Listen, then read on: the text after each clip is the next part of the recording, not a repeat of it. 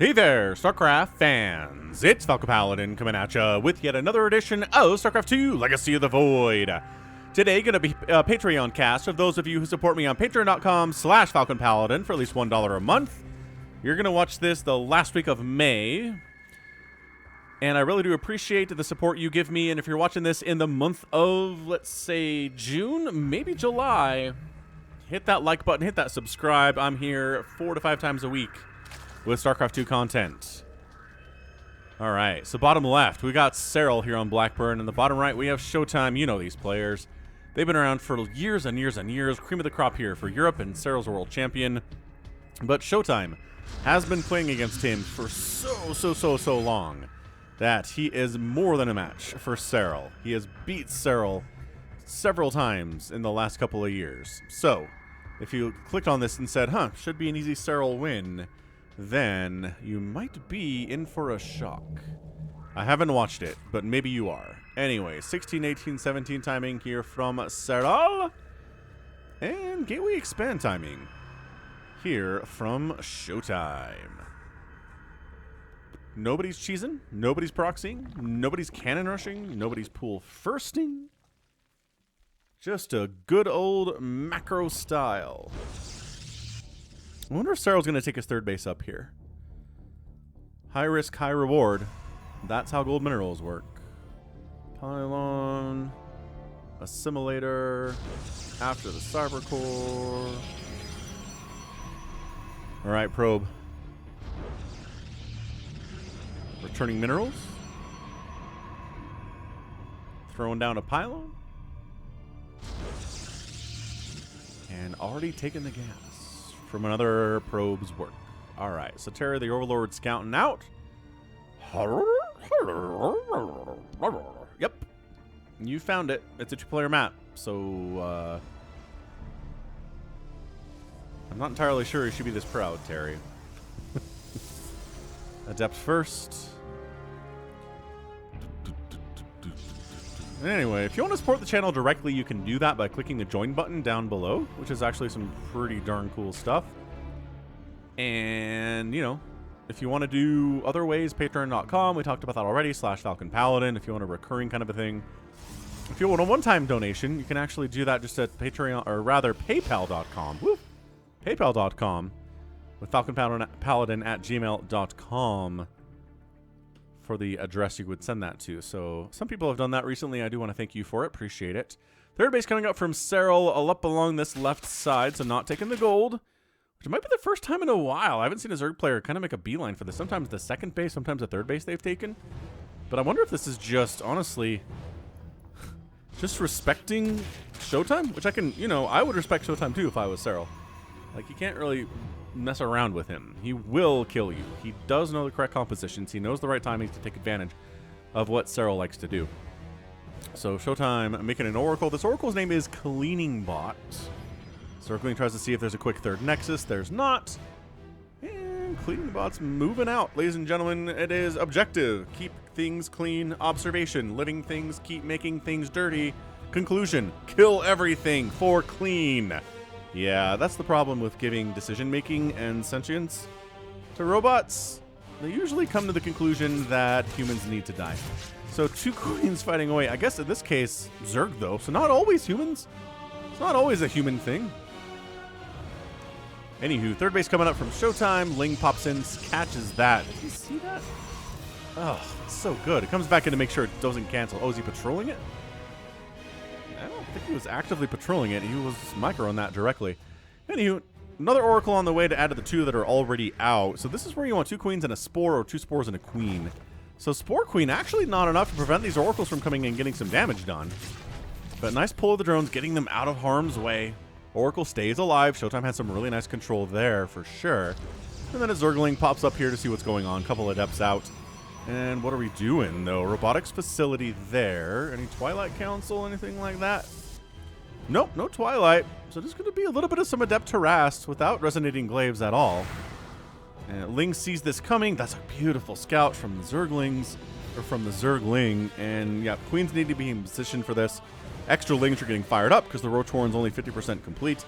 And yeah, some Adept Harass without Resonating Glaive, so the Link should be able to fight this a little bit more easily than they would. Oh, Oracle's coming and try to get some more kills here. And pretty good drone pull, honestly. Oracle gonna go down. So 2 drones die, but like, whatever. Adept's shade on out of there. God, Serral's so good at defending. I would have been like, okay, focus everything on the Adepts, and then the Oracles would have come in and killed everything at my natural. I'd be like, ah, yes, of course, multi-pronged attacks. Those are definitely a thing in StarCraft. So Zergling cruising across to see if the third base is anything that can maybe be poked at a little bit here. Roach Warren finishes, but we didn't make any roaches.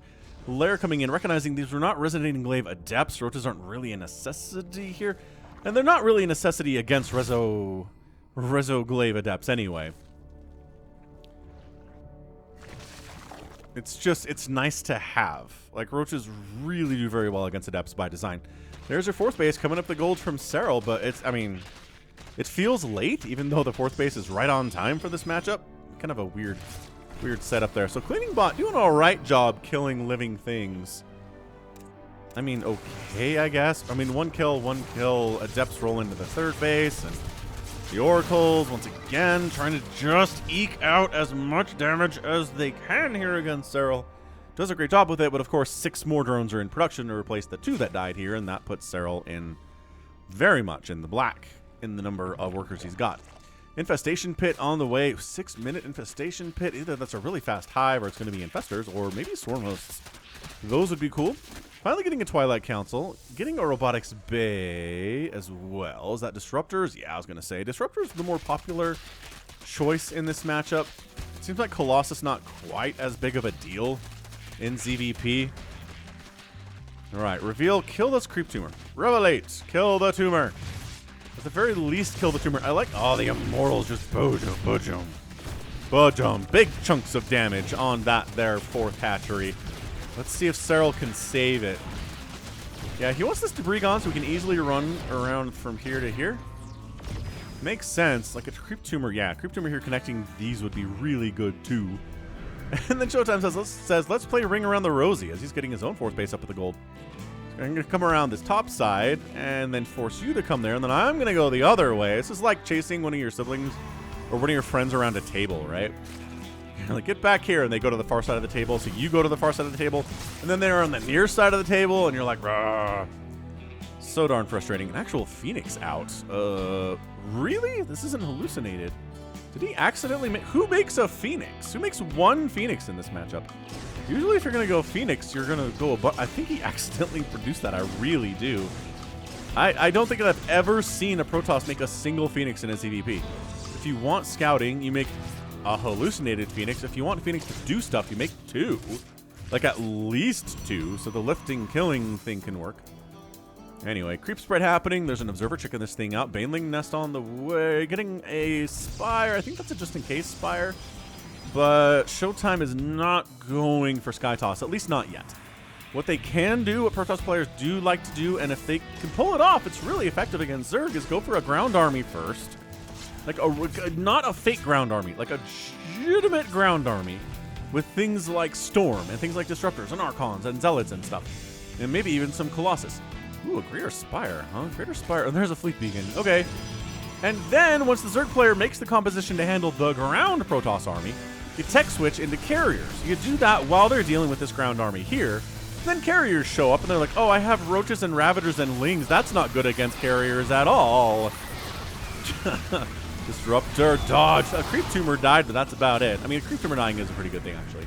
That's a win for that Disruptor to get a Creep Tumor. I'm not going to say no to that.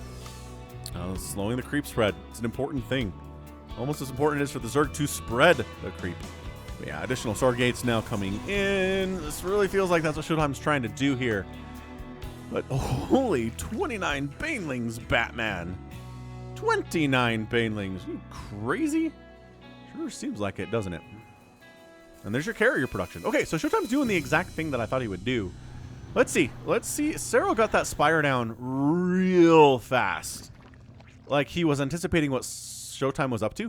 A lot of the time, Zerg players will be so focused on dealing with this ground army of the Protoss. Oh, Nova doesn't really connect there. They have to pick up. That they just don't make a Spire until they see the first carrier. Oh, fantastic stasis. Look at these Banelings. These banelings are a big part of the meat of the army for Serral here, and they just all got stasis. Dude, this is amazing. That was one of the biggest stasis I've ever seen in StarCraft history. Feedbacks on the Vipers. This is probably a dead base. I don't, that's so many banelings. They don't want to kill a Nexus, though. That's not worth it for them. They want to kill all of the probes, that's for sure. Disruptors catching some of the Ravagers. Okay, and you know what? If the Immortals can absorb these baneling hits and the Archons, that's great. Oh, and the warping to prevent the banelings from getting inside this mineral line. Run! No, you stopped running! Why did you stop running? Ah, 32 probes go down. No, I think... Ah, that's a GG. Oh, no, that's a GG. Oh, no, it's a GG. ShoWTimE. God, if he'd kept running, if he just kept running, maybe this Stalker could have absorbed some baneling hits. Maybe he could have brought some of the rest of his army up there to deal with it. What did he have at the end of the game? Carrier transition. Man, is this just metagaming from Serral? Is this being like, I know what you're doing, ShoWTimE. I know what you're doing. I'm just going to show up with so many banelings that I'm going to crush you before your carriers could even really start coming out. Did he have any corruptors at all? He greater aspired and didn't make a single corruptor in the game, which is a little bit odd, but you know. He didn't need them, so hey, who am I to complain about it? And yeah, he just wins with Roach Ravager, Baneling, with Zergling and Queen support there too. But I thought for sure that stasis on those banelings would have bought ShoWTimE the time he needed. Maybe, God, he's got about 800 minerals. Like, maybe even hard wall here. Like, throw up a couple gateways. Like, just make it so the banelings can't wander up here. If they don't come up to this part of the map, I don't think ShoWTimE taps out there.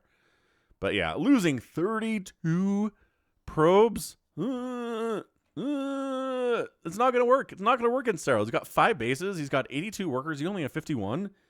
And sure, did you kill 31 Banes? Yeah, 13 Roaches. Absolutely. 91 Lings and 8 drones. And he did some harassment there for sure. And a couple Ravagers died. And he took acceptable losses with his army there too. Absolutely. But 34 probes down in one attack effectively. It's brutal. It is so hard to come back from. I think he could have fought and scratched and clawed his way back. Unless, was there a bigger attack here? He's chasing the Roaches away. The carriers are arriving. Oh, man. And then that happens, and he's like, peace. I don't know. It feels a little premature. You've got Chrono Boost, right? You can build here. You've got a 5th base coming up in the top right. Your gold base can be resaturated pretty quickly. You've got enough money to make a couple more carriers.